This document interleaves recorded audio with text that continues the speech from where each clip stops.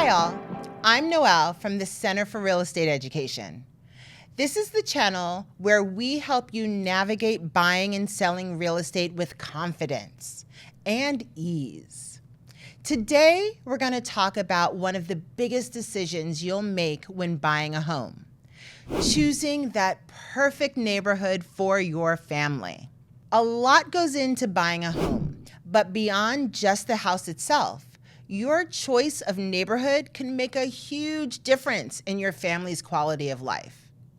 It's where your kids will grow up, where you'll spend your weekends, and what will shape your day-to-day life.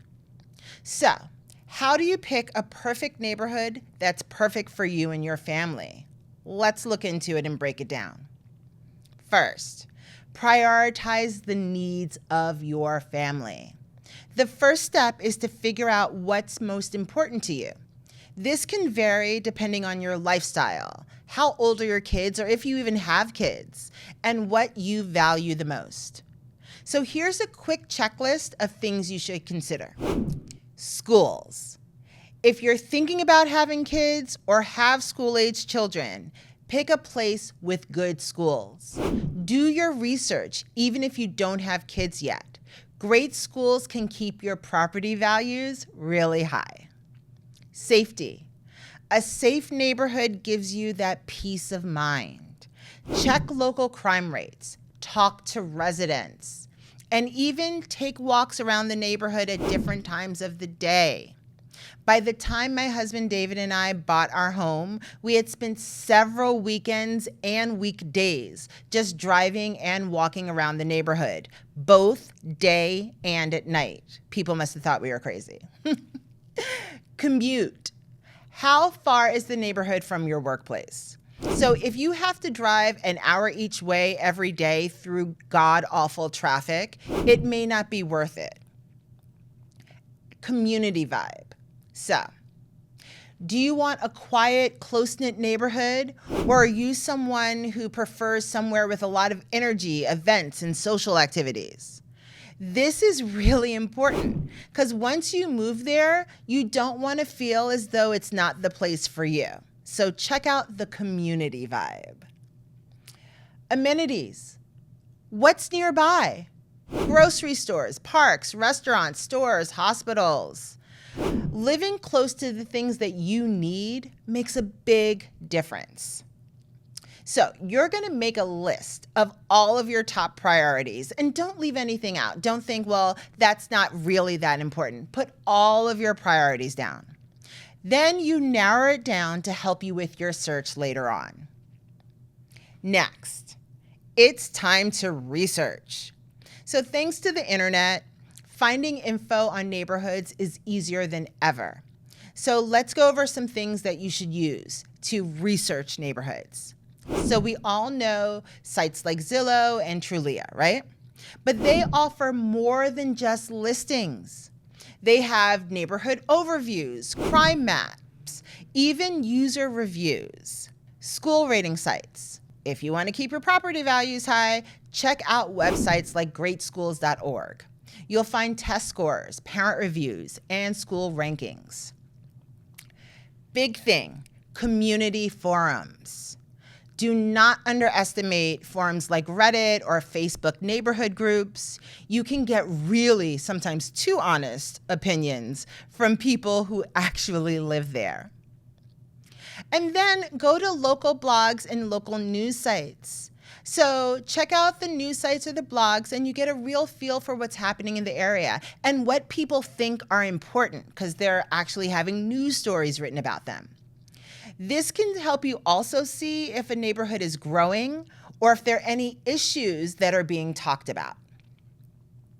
You want to gather as much information as possible, and that will help you feel more confident when visiting in person. Next, you're going to take a personal tour.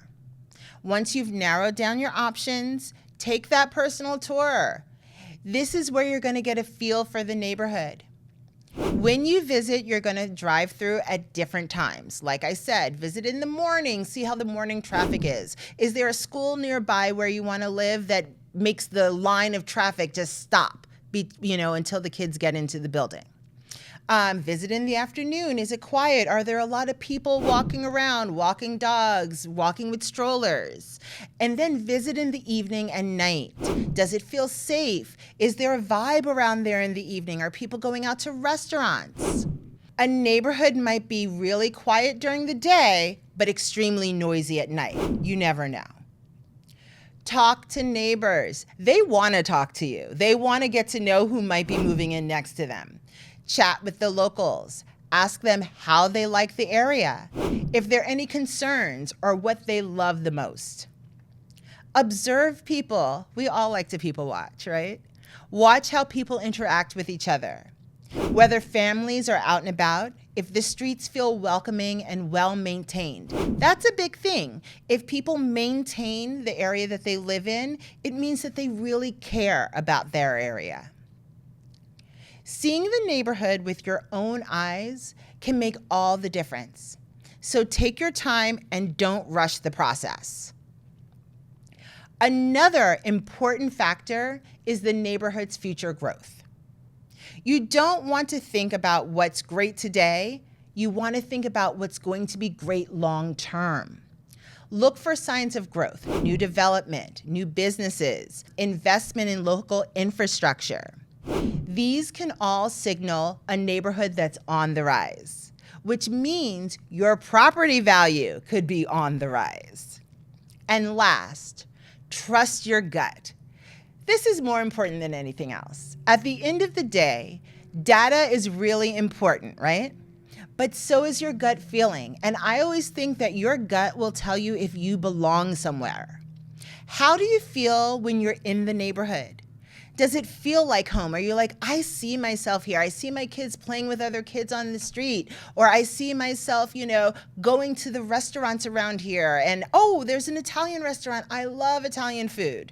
Can you see you and your family thriving there? Okay.